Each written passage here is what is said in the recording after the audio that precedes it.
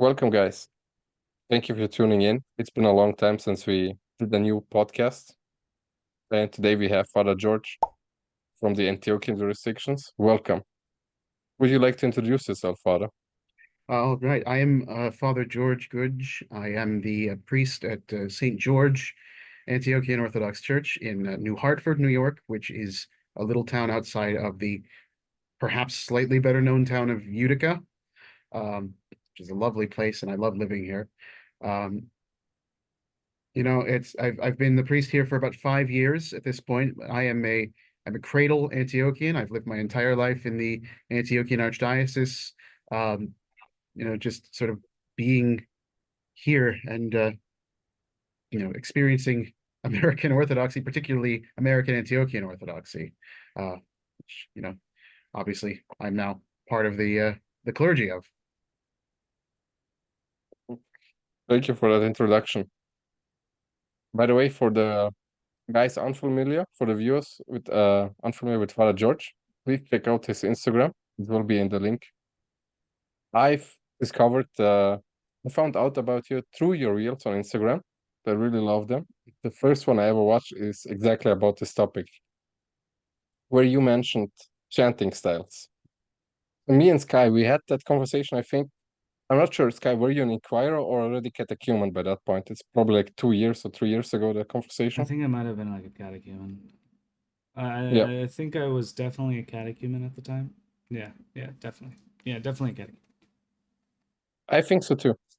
And the conversation went exactly how you described it in your reel. Like how many converts start like, we need our own style in Okay, America okay, for okay, chanting. okay, okay. I was like, Milos, you know how Yeah, cool it would that's be it. for America to have like their own chanting style?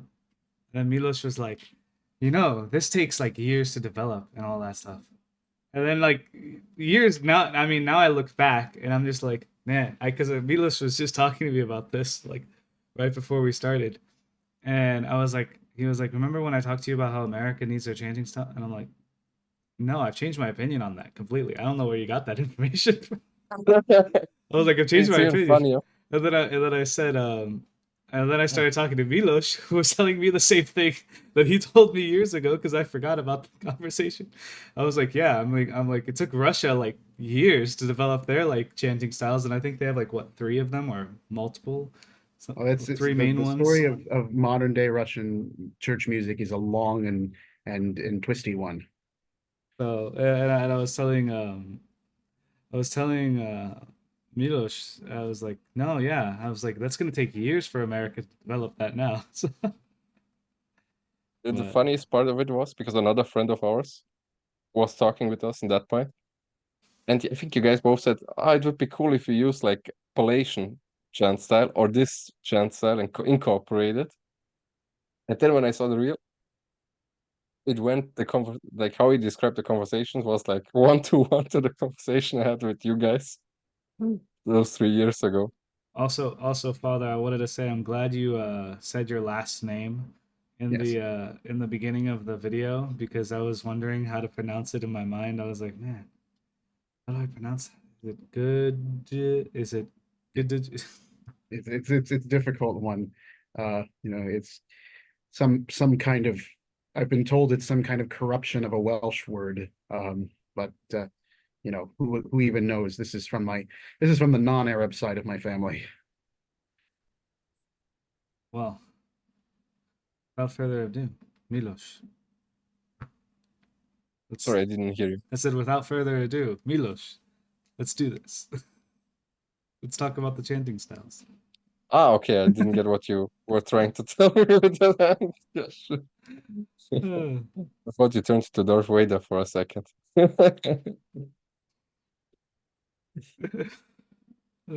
That was a horrible joke by me. I'm sorry. So, about chanting styles, Yes. do you have like any particular favorite chanting styles? Well, I'm very partial to Byzantine chant. Byzantine Mhm. chant properly done. And of course, that is part of the liturgical patrimony of my own Antiochian Patriarchate. Now, I laid some history on you before we started the episode. I know you recorded it, but I don't know, I don't think you'll include that. But one of the things in the history of the Antiochian Archdiocese in America is that we sort of had these two different strains of music going through us. Because on the one hand, we do have a kind of Byzantine chant continually in use from the earliest days. And of course, it's probably local recensions and things like that. But like, for example, when I go to my chanter stand here at the church, because this church is old. This parish, even though our building's not that old and it's a converted building, it's our third building. This parish has been here for 110 plus years. And so we have a lot of old books. And one of the old books we have from the middle of the 20th century is the Kazan books. These were music, Byzantine music, written down in Western notation by Basil Kazan, which were the basis for a lot of what was being sung throughout my whole childhood, growing up in the church, at Vespers and Orthros. And so it was a particular kind of Byzantine chant. It wasn't very high quality, but it sufficed. And at the same time, we also had the practice, and this was, again, at my own home parish in Emmaus, Pennsylvania. We did the same thing. When I was growing up, back during the days of my old priest, Father Ted, we would have, basically that Kazan book used for Orthros, and then once liturgy hit, we'd switch to Russian music. And that was a practice that was very widespread in this archdiocese for a very, very long time. And in fact, I heard that Metropolitan Anthony Bashir, who was the Metropolitan before Metropolitan Philip, actually encouraged that because he thought that the Russian music would be less foreign sounding to American ears. He was concerned that, and you can understand why he might think this in the 1940s and 50s in the United States, that Western style 4-part harmony might be less scary, for lack of a better term, to typical milquetoast Americans of the era than these melismatic minor key things that sound like it's out of the souk in Damascus. You have these two strains. Now we have been seeing, even though we still kind of have these two strains running through us, in our archdiocese, there has been a move towards a more proper Byzantine chant. And we also have now the component of congregational singing in many parishes. The book of music produced by the Antiochian village that's used at the Antiochian village camp is designed basically for congregational singing. Because if you ever go to the Antiochian village camp, and obviously, we're all too old to go and be with the kids now, but if you hadn't been there as a camper, you'd know they all sing together for a lot of it, particularly in the Divine Liturgy. And a lot of what we use in my parish is the camp book for the Divine Liturgy, which is essentially chant, but it's not sort of the complicated kind of Byzantine chant that you might hear in some more highfalutin places. But nevertheless, Byzantine chant, that's really where my heart is.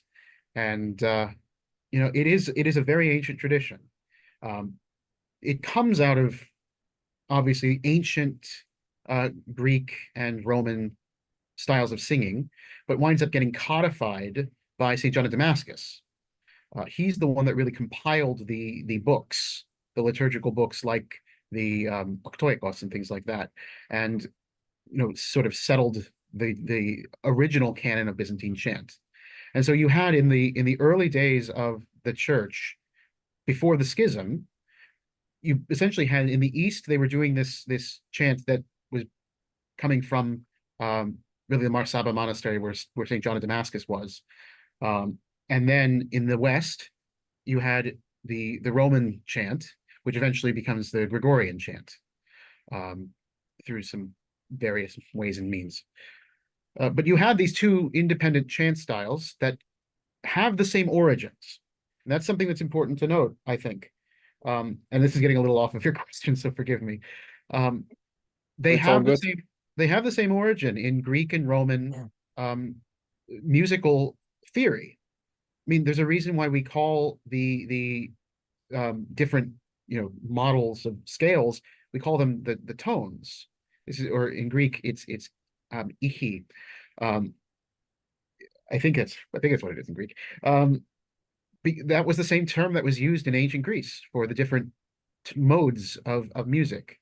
And in both East and West, you have this idea that there are 8 suitable church tones. Now, the way we number them is slightly different, because in the East, in Byzantine chant, we have tone 1, tone 2, tone 3, and tone 4.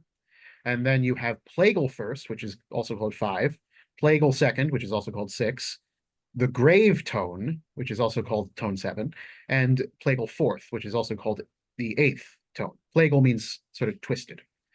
Where in the West, the idea was that you start with tone 1, and then plagal 1 is tone 2, and then what we might call tone 2 winds up being 3, and then plagal 2 winds up being 4, and that kind of way that it goes, if I'm understanding it correctly. I'm not an expert in Western music, but that's sort of where we wound up. Really at the time, because I referenced the baptism of Rus, that's sort of where we were at the time of the baptism of Rus. You had this Eastern chant tradition and this Western chant tradition, and there were probably some other local traditions, because obviously you've got these different churches and these different peoples, especially at the time of the baptism of Rus. We're talking 987, 989, I can't remember the exact year, but we're talking the 10th century. The Western Empire is long gone, and you have the kingdoms in the West. You have the Franks, and you have the Anglo-Saxons, and you have the Celtic churches in Ireland, and the Gothic church in Spain, which at the time was under Muslim domination in the Caliphate out there in Spain, and the Mozarabic tradition. And so you have these local chant styles coming up because of distance and because of local need. And in the East, we sort of have things winding up being centered, obviously, especially after we've lost the Middle East, winding up being centered in Constantinople. And in the West, things center around Rome. But then you have these missions that go out from the East to the north of the Byzantine Empire. And so first off, you have obviously the mission to the Bulgars. The Bulgars, they become Christians, and Saints Cyril and Methodius translate all of the liturgical books into, or their students do, all the liturgical books into the Church Slavonic language, which they sort of create out of Old Bulgarian, as sort of like a common Slavic language that could be understood by a wide variety of peoples. That's why I like to sometimes remind Russians that Old Church Slavonic is a South Slavic language. It is not an East Slavic language. It is South Slavic. But they translate everything into Slavonic so that it can be understood by different kinds of Slavs. I mean, the fact they use this from Bulgaria all the way to Moravia, Moravia was West Slavic, shows that the Slavic languages had not yet diverged enough for that to be a problem. So you have the liturgical texts already, but what were you singing it to? Well, I don't think they're going to invent new melodies overnight. Yeah, you got to create some little things to make it fit. But one thing I've noticed is that today, and obviously under the influence of what happened in the aftermath of the fall of Constantinople and the sort of all the Balkans coming under Ottoman occupation, and sort of everything Christian in the Ottoman Empire being centralized in Constantinople, you find today that in a lot of Church Slavonic texts can be very easily sung to Byzantine melodies. I mean, I know there's coexisting chant traditions in Bulgaria and Serbia that go along with Byzantine chant, but you can sing you can sing Christ is risen, and I do every year. I sing Christ is risen in Slavonic to the Byzantine melody because it works. And that was my point that I made before, is that what we think of as Russian chant had to develop over a long period of time. And the same with what's now called Serbian chant, or with Bulgarian chant. These things developed, and they developed primarily out of Byzantine chant, because that was the received tradition from the Eastern Roman Empire, from the Byzantine Empire. And it wasn't something that was invented. It was something that developed organically. You know, I made the joke that Saint Vladimir didn't come up out of the Dnieper and say, "All right, we're done with Byzantine chant. We're inventing Znameni because we're Russian Orthodox and not Byzantine Orthodox." Uh, these things took time, and if you look at the environment of Russian church music today, like I said, it's a long and interesting history, because obviously what they're singing now in most Russian churches over in Russia is not the same as they would have been singing either in the 980 what year was it? Do you remember the year of the baptism of verse? Oh, unfortunately not right now. It's pretty late for 987, me, and I forgot. I think it was. I'm sure people in the Uh, comments will tell me, but not at the time of Saint Vladimir, and 988. it's not the same. Huh? 988. 988. oh, That's you okay. Googled, thank you. Hold up, Uncle. Thread the needle. So it's not the same as they were singing in 988, and it's not the same as they were even singing in 1666 when the Niconian reforms went into place. Yeah. Um, Or like you said earlier with Serbia, like when you listen to specific Serbian chants, you can see it's very close to the Byzantine style. And like even if you look at some of the very Serbian chants or like church songs, if you just look at them, that were like written by Saint Josip Popovic or Saint Nikolai Velimirovic, they lived in the last 100 years. So it's not that long ago. How, and when you think when the Serbians became Orthodox, that was a very long time ago. And from the times of, for example, of Saint Sava, the first bishop of Serbia, how long it took for chanting styles to develop, it's like very interesting. I always love like looking at different saints who wrote whether it's like the melodies or like just simple songs for the people to enjoy that are church related. It's always beautiful to see, because you can see, like you mentioned it earlier, like the lineage, Yeah. And how it came passed down. the beautiful thing is when you see sort of the Byzantine chant gets into sort of the culture, and then it informs the culture and the culture informs it, and you get the new chant style winding up. And like one of the hymns that we sing in the Antiochian Archdiocese for Lazarus Saturday is Rejoice, O Bethany. And my whole life I grew up singing this. And my whole life until I went to seminary, I had no idea that this was not sung universally in the church. I did not know, because like I said, Rejoice, O Bethany is not sung like. if you go to Russia, they're not going to sing that. Yeah. Because that was written by Metropolitan Attila of Homs in the late 19th century. It's such a beautiful chant. It It's is like one of my favorites. But it was originally written in Arabic by Metropolitan Attila of Homs. Wow. And if you look at the sheet music, there is even an indication as to what maqam it's written in. It says Hijaz Kurd on there. Wow. Which is Arabic modal music coming into and informing the Byzantine music. I mean, and that's a development in church music history, which is interesting, like the existence of the 4-part stuff. It's interesting and relatively recent. I'm realizing I forgot to mention Georgian chant is a thing. It's actually funny that you mentioned that, because I was gonna say, we're always keen on like trying new things with our choir, because I'm in the choir as well. We're always keen on trying new things, and we were gonna do the Georgian Christ is Risen this past Pascha, and we were. It can be a little difficult. Yeah.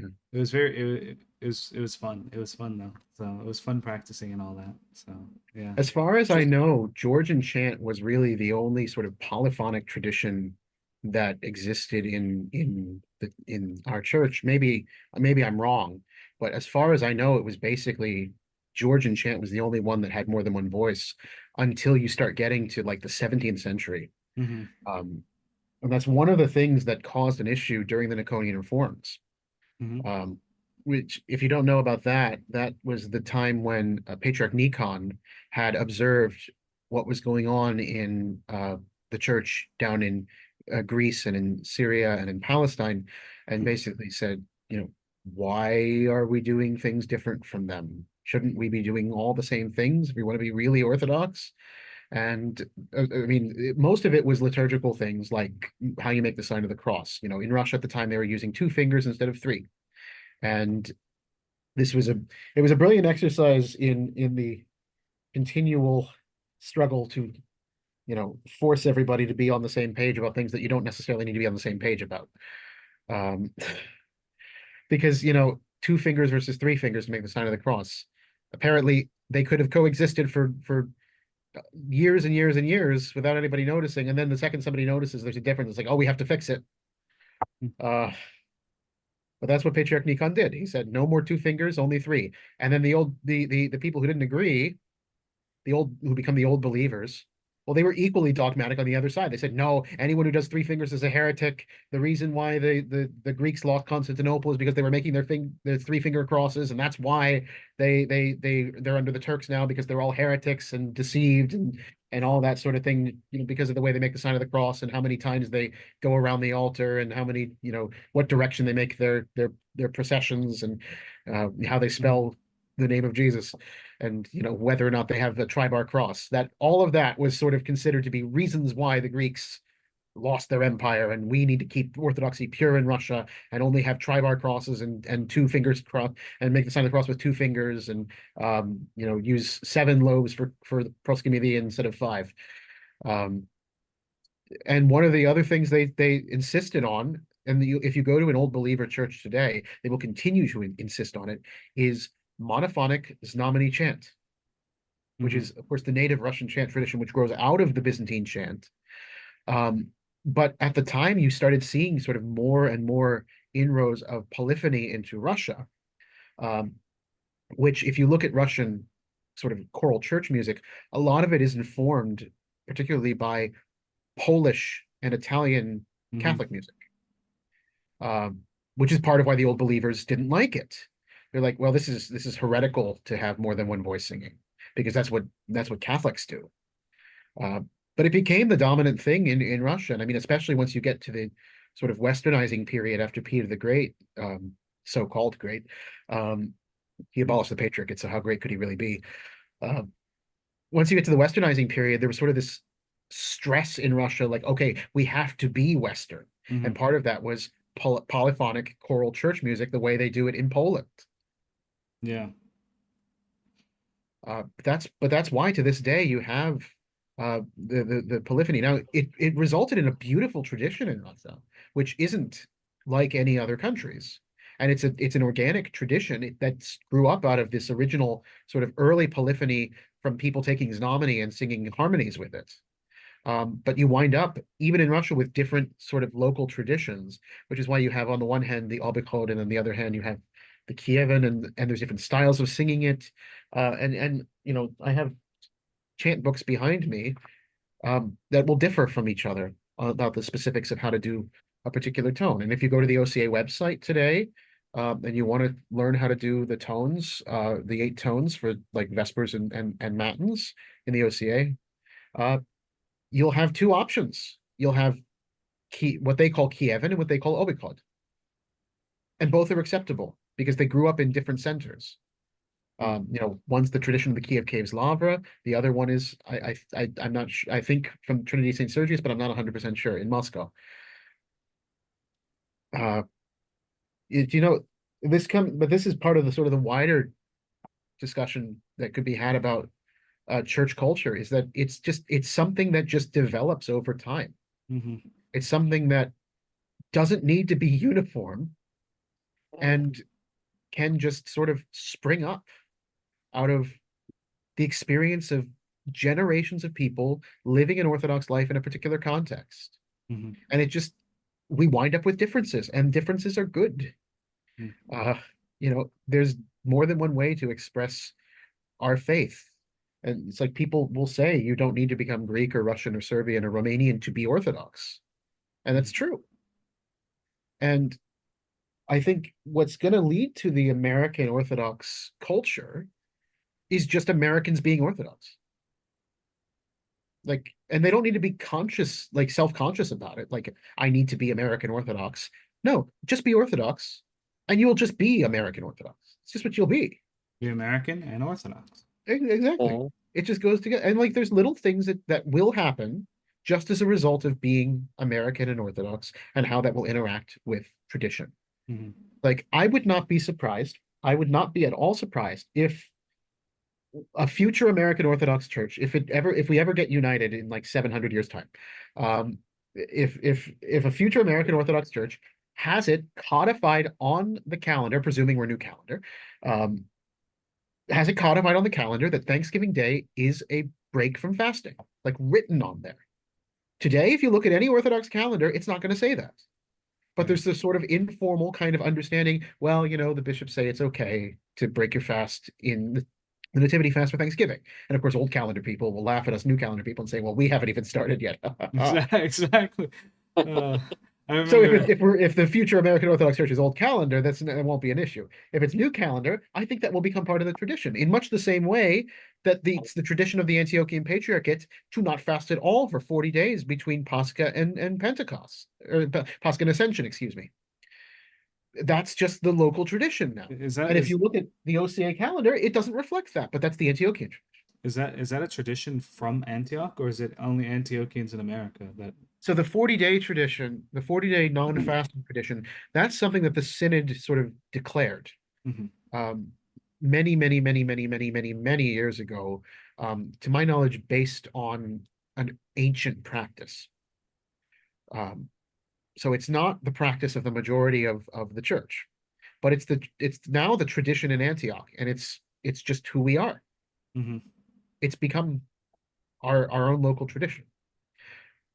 And everyone's going to have their own local tradition. It's like offering things for the departed. When I do a memorial service for the departed, what do my people bring? To be perfectly honest, they usually don't bring koliva. They bring bread. They bring a special loaf of bread that they bake, and that's what they offer for the memorial service. What are they? What's it called? At my parish, they bring the boiled wheat. Koliva. Yeah. Yeah, and that's a long-standing tradition, but that's not the tradition in my parish. I've seen And growing both, up, yeah. and growing up in, I'll say, growing up in my parish in Emmaus, again, we did eat koliva, but usually that it wasn't in a big bowl on the memorial table. People would bring a loaf of bread for the memorial, and then they would actually distribute koliva to us in little tiny baggies. And what do you make the koliva out of? In Emmaus, when I was a boy, you make it out of wheat, obviously, but you had the wheat, you had Jordan almonds, you had raisins, and they put a Hershey's Kiss in there.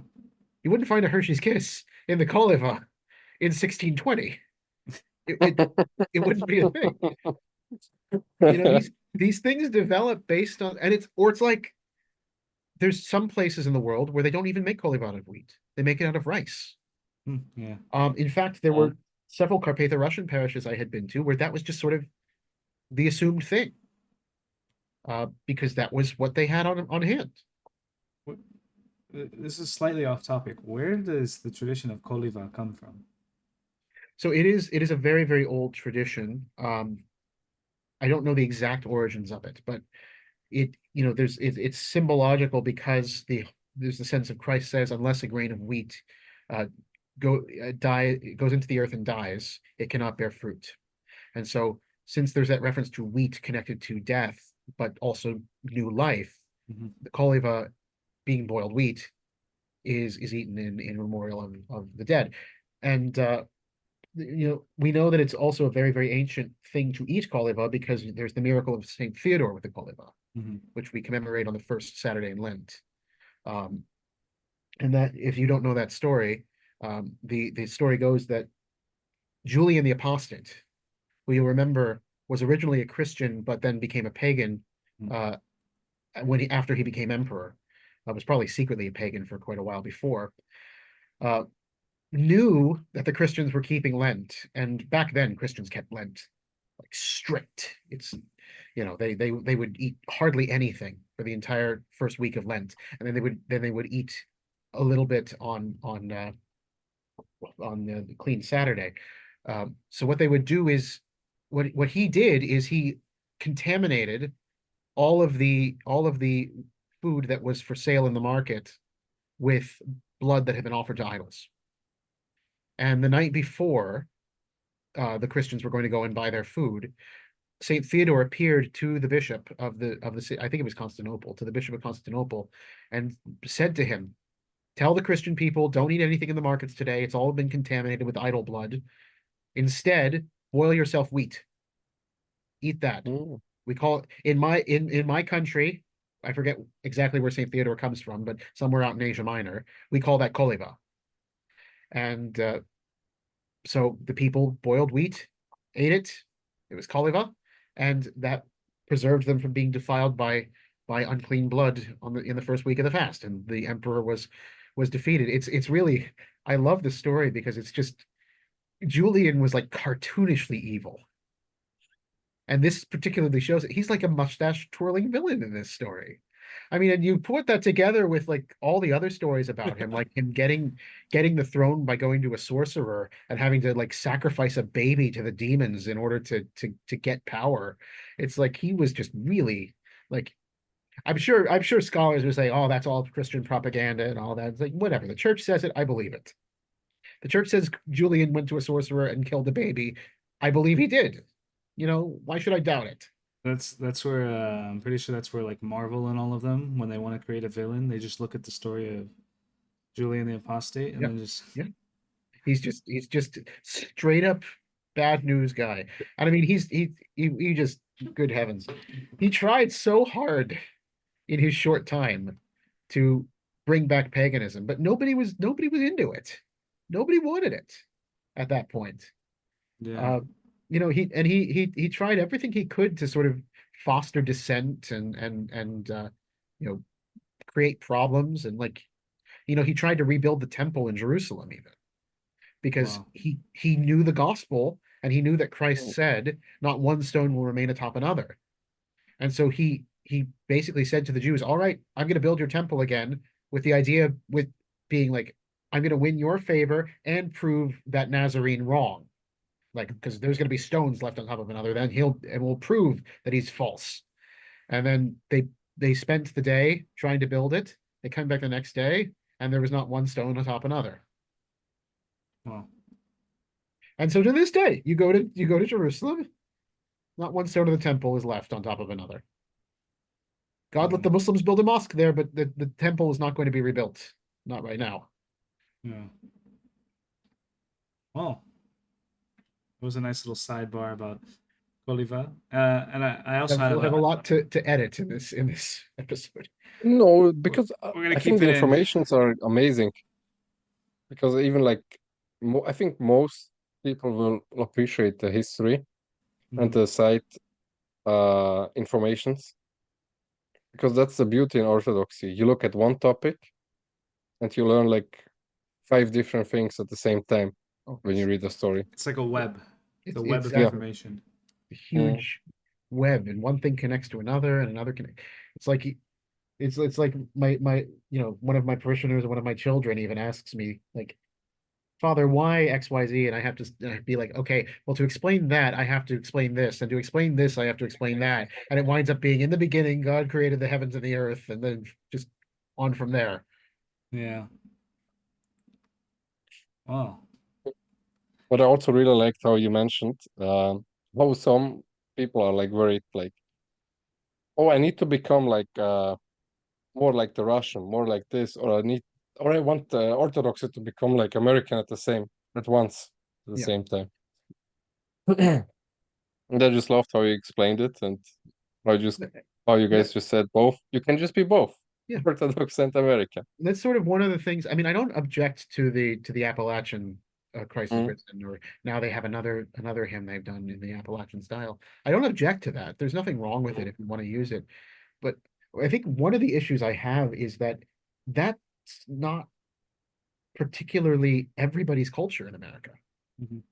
Like, you're calling it Appalachian. Yeah, well, that refers in that particular context to a particular spot in the Appalachian Mountains, like further south than where I am. I'm nestled up here between the Catskills and the Adirondacks, and that style of music is not reflective of you know, our tradition up here. And so it's not going to represent me in New York. It's not going to represent people in California or in New Mexico or Kansas. And so it's all well and good for the Tennesseans and Arkansans, but maybe it's not quite where we are. And yeah, it's American, but there's just like there's multiple centers of Orthodoxy in the Slavic world, there may be multiple centers in the American world. You Yeah, know, definitely. And even if you just look at the Russian jurisdiction throughout the history, like you already mentioned, like how in Moscow they developed this chant style, and then in the around the Lavra area they developed this style, and then you have the minority that calls themselves the Rusins, how they have Yeah. as well their input to chant style, and that can be in America as well. Like all the different cultures, they put a piece to the puzzle together. Yeah. But it And will there's be no reason beautiful why when it's developed. there's no reason why they have to do these things exactly the same musically, or even when it comes to Mm. small liturgical rubrics in Moscow and St. Petersburg and Kiev and Pachayev and in Vladivostok or any random places. And I'm just naming Russian and Ukrainian places right now, but and it's the same thing. There's no reason why they have to do the same exact thing, whether musically or liturgically, in both Utica and Charleston, South Carolina, or Topeka, Kansas, or Vancouver, British Columbia. It's we can have multiple centers. We can have different things happening, and we can have little even paraliturgical things come up that will be different. No other country in the world does the Slava. That's a Serbian thing.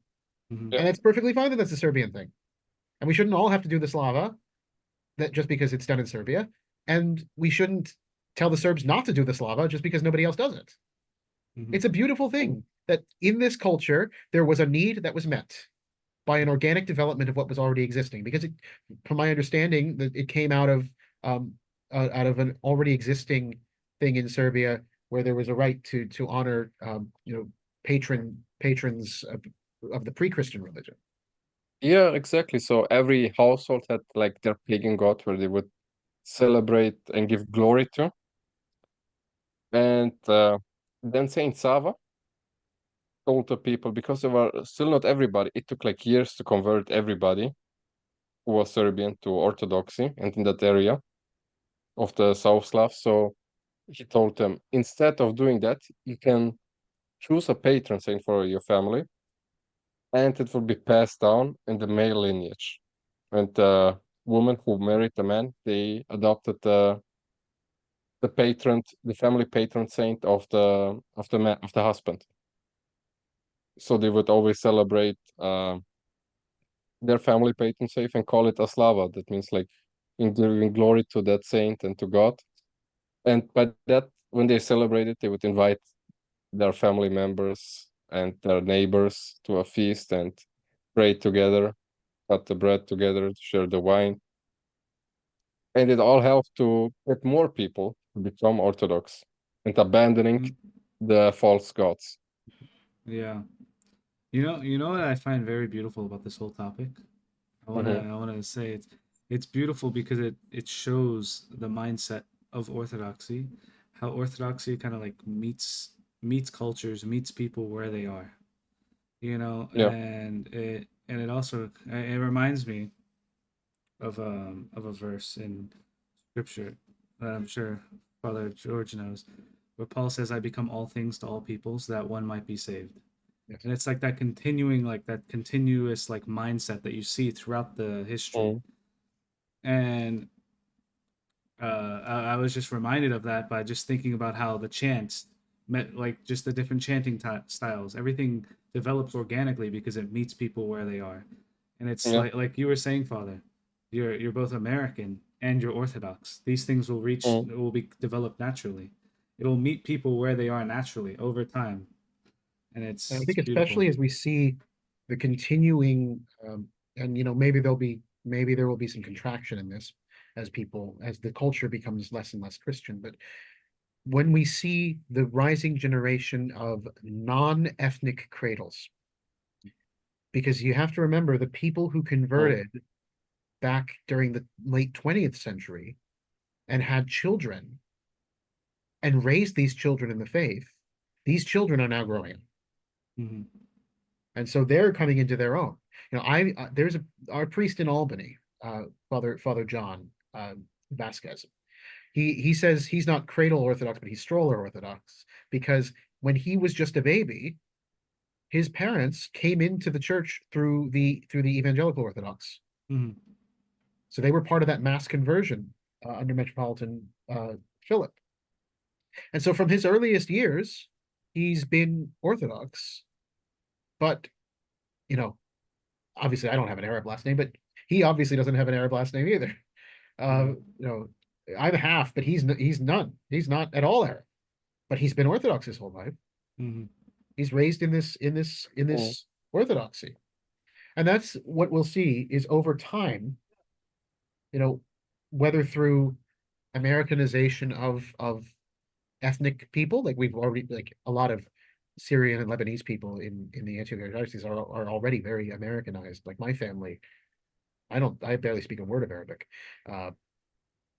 And most of the founding families in my parish, you know, very, very American, you know, and as we see both the Americanization of people who are ethnically Orthodox and the growing number of non-ethnic cradles, you will slowly over time see the creation of an organically developing American Orthodoxy. But it takes time.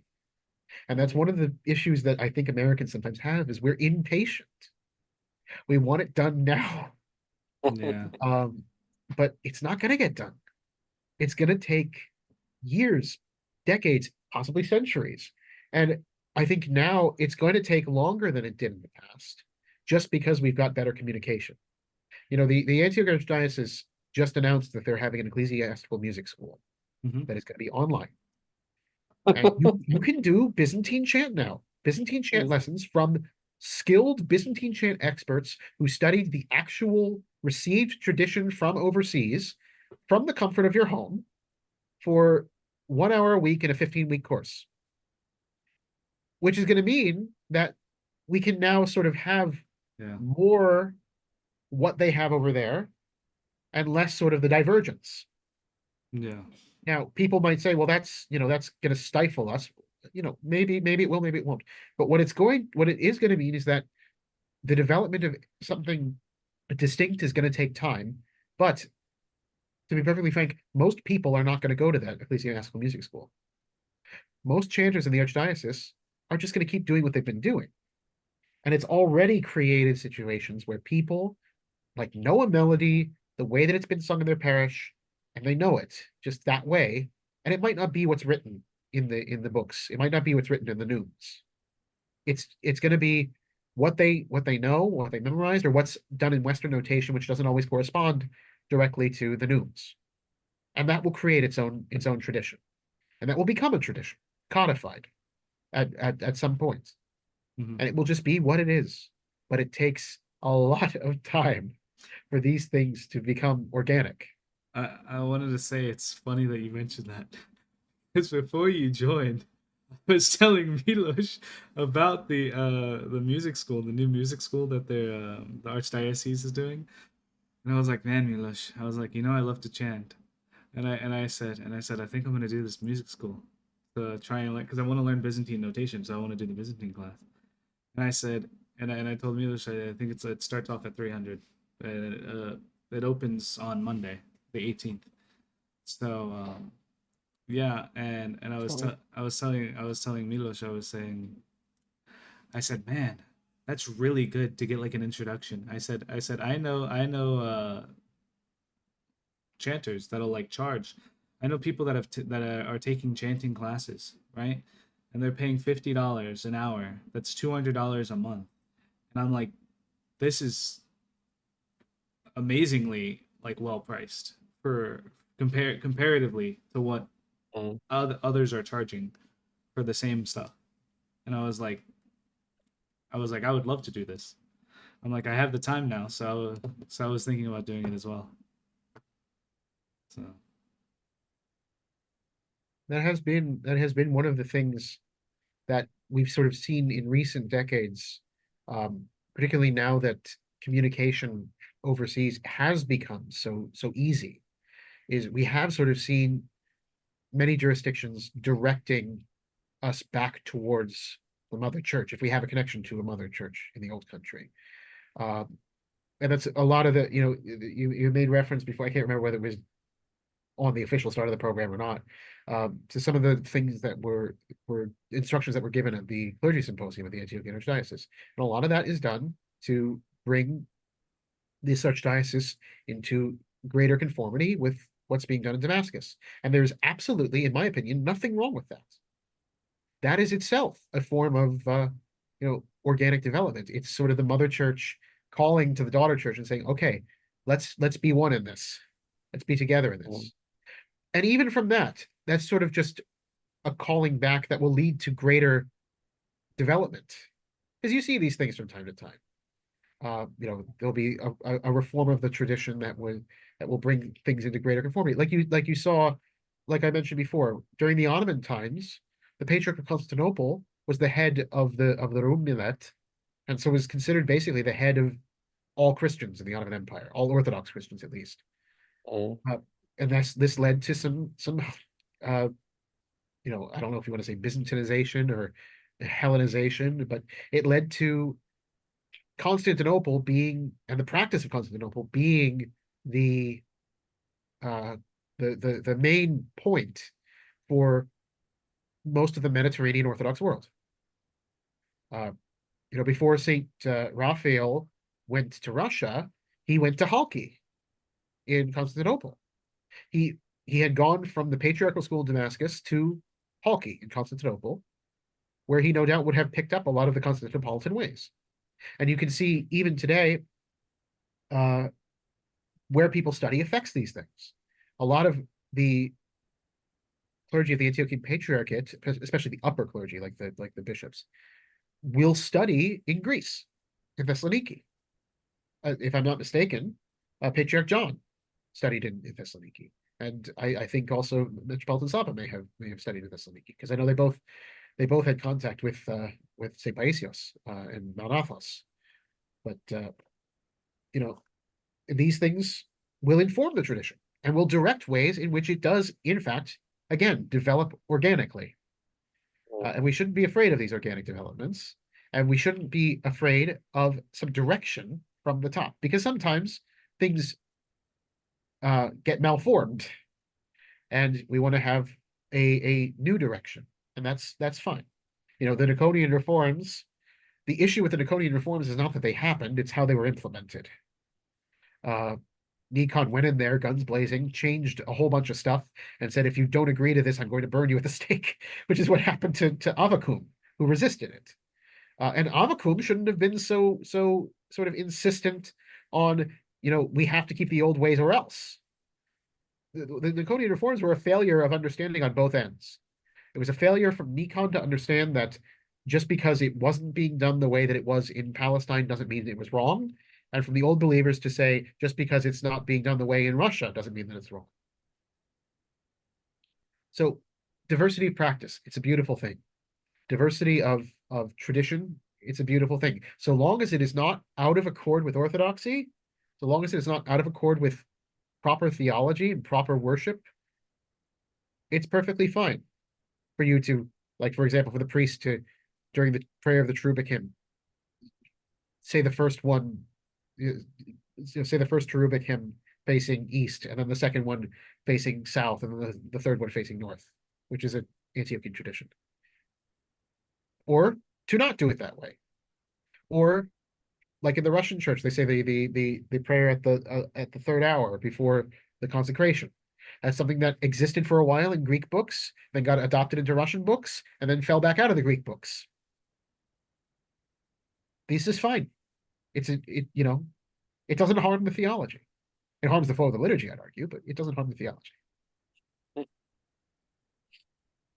So, Sky, do you have any question before I go to the last question of the video? No, not really. I just think it's beautiful that I love I just love how things develop naturally. That's all I gotta say. It's just nice. If you would give like a quick summary of what it will take for America to develop their own chanting style, what would it be in like in few words? So Like a quick distance and summary of time- the video. Distance and time are the main things with any sort of thing like Mm. this. And like I said, now that it's really easy for us to like Skype or Zoom in to workshops from people who studied in Greece or in Syria or in Palestine, it might take more time. But just the fact of living separately from the way that they do things on a day-to-day basis in the old countries, it's going to make it that we get our own ways just by practice. And so that distance and that time is going to create the American musical culture, and it's going to create the American Orthodox culture. And it's, no need to rush it. We shouldn't be anxious about our American Orthodox identity. It's enough for us to be Orthodox. Just so long as we're Orthodox, we don't have to sort of stand up and say, "Oh, we're not Greek, we're not Russian, we're not Serbian, we're not Arab, we're not Georgian, we're not Bulgarian, we're not Romanian." It's enough that we're Orthodox and American, and in that we can find our identity. Mm. Like I had this funny saying now in my head, like Orthodox Phronima and American apple pie both coexist. And if we could figure out a way to make Lenten apple pie, that would be brilliant. Maybe someone in the comments has an idea for recipes. It's always nice to see online new Lent recipes. And to be honest, I think that's one of the main things where I'm seeing American Orthodoxy shine forth is in Mm. the ways we find to make Lenten foods. Because that chocolate cake that every parish makes during Lent with the baking soda and the no dairy and the no eggs. I don't know. Does that exist in other countries? Maybe it does. Tastes really I good know though. I know it's American. I know it. I get the powdered sugar all over my cassock every time I eat it. Yeah. That sounds pretty good. I never had that actually. Oh, really? You I should need to look it up. You send should me come the to recipe. America sometime. I need to. I haven't been yet. Wow. You're welcome. Thank you very much, guys. You can come with me. We can go to Jordanville and make a pit stop in Ithaca or Utica. Utica. Mm. I would love that. I would love There to is take also a a tour. parish in Ithaca. Oh, Not one of ours, but my good friend Oh. Father Joel is the priest there. Is OCA. oh, nice. Right. Okay. So we do quickly the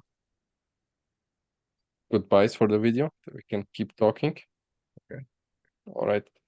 If you made it that long through the video, if you have that patience, well, what's the word? That I think patience is a good word. attention span, maybe. It's hard nowadays with all the technology around us. Thank you guys very much for watching. Please check out Father George's Instagram. He has very good reels. And what I like the most about it, it's very inspiring reels. And very good reminders about the Orthodox life. So thank you again all for watching. And thank you, of course, Father George, for joining us for Thank you this for having me. episode.